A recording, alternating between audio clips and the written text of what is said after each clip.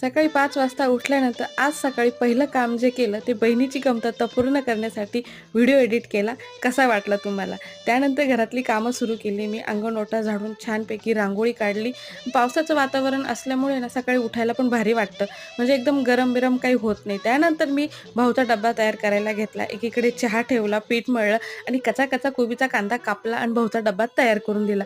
आणि आज होती वटपौर्णिमा. आमच्याकडे जरा वटपौर्णिमा वेगळ्या पद्धतीने साजरी करतात. आजारी असल्यामुळे मम्मीला आम्ही काही उपास करून देत नाही. पण योगायोगाने आज शुक्रवार पण होता आणि पप्पांना उपास पण होता. त्यानंतर आम्ही नाश्ता केला आणि मग माझी साफसफाईची कामं सुरू झाली. सर्व कामं झाल्यानंतर प्रेम आला. प्रेम म्हणजे माझ्या मामाचा मोठा मुलगा.